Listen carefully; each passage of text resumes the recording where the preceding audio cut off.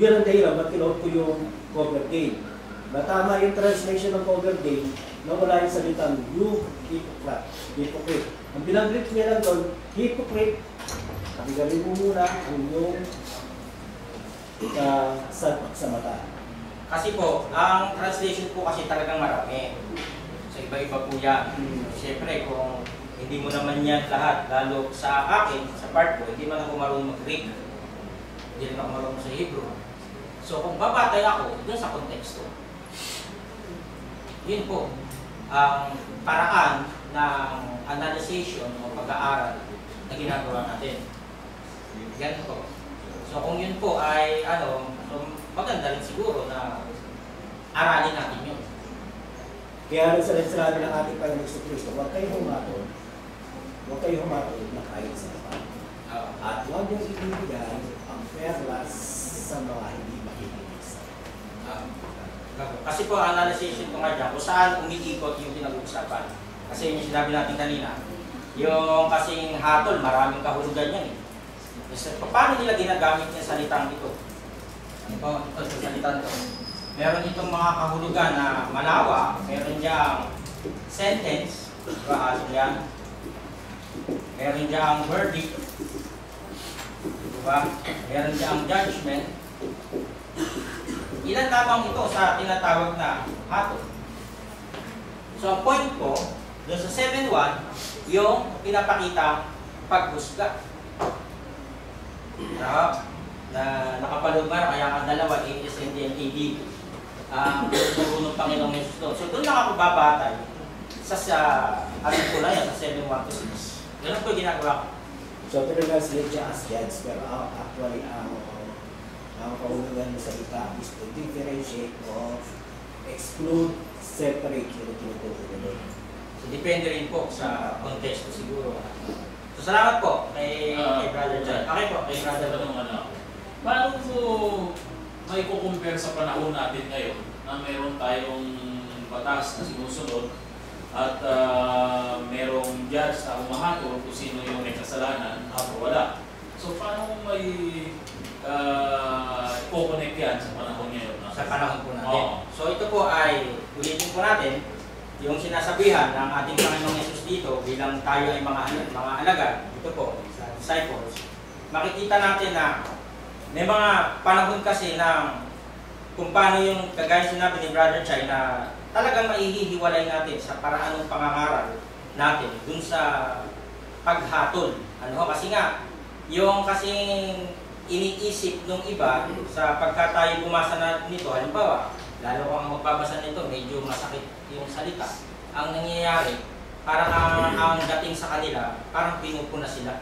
Ano po? Pero doon naman po sa napag-aralan natin yung sa Mateo, yung tungkol doon sa ngipin sa ngipin, mata sa mata. Matatandaan niyo po. So may kinalaman din niya sa chapter 5 yata yun, verse 38. May kinalaman din yun doon sa sa kung paano yung paghatol eh. So ang humahatol doon, yung inilagay ng Diyos ng mga matataas sa hukuman ng Israel. So hindi yung pwedeng ipatupad doon sa isang tao na siya yung hahatol ng ngipin sa ngipin, mata sa mata. Diba? Pinatay, papatayin din, dinukot yung mata, dudukutin din. Parang ganun po. So dito naman, pinapaubaya doon sa inilagay ng Diyos yung gobyerno, sila yung hahatol. Yun po yun, hindi naman po yung nakikita natin doon na isang punto. Okay po. Kasi yung hatol, marami kasing tinutukoy na parang Apo. May hatol na everyday life natin. Apo. May hatol natin yung May pasya. Oo. Iba naman yung hatol sa gobyerno. Kung nagkasala ka, binitisin ka sa korte, di ba? Yung sinasabi sa Bible, yung hatol na sinasabi, yung everyday life natin, na huwag tayong musga sa kapwa, na hindi natin perfecto tayo. Which is nakakasala din naman. Opo, yun nga po. Yun ang pinakamahirap ko rin. Salamat po kay Brother Cam. So marami po yan. Salamat po sa participation niyo po. Marami pong mga usapin po yan tungkol dyan. Ano po? Pero ang mahalaga, yung ating mga ipinakitang mga talata ay pag-aralan din po natin na tayo ay maging karapat-dapat sa ating Panginoon sa mga gawain na ito na paglilingkod. Ano po? So maraming salamat po sa inyong pakikipag-isa sa ating pong pag-aaral na ito. At muli, tayo po ay umawit ng papuri sa Diyos. Siguro si Brother Carlo na lang po, closing prayer. Okay lang po. Closing prayer po kayo. Okay po. Salamat po sa inyong lahat mga kapatid. I need thee every hour. Ready? Sing. I need thee every hour. Most gracious Lord. No terror wise like night can be afford. I need thee, oh, I need thee. Every hour I need thee. Oh, bless me now, my Savior. I come to thee. I need thee every hour. Stay thou nearby. Temptations lose their power when thou art nigh. I need thee, oh, I need thee. Every hour I need thee. Oh, bless me now, my Savior. I come to thee. I need thee every hour, in joy or pain. Awake me and abide, or life is vain. I need thee, oh, I need thee. Every hour I need thee. Oh, bless me now, my Savior. I come to thee.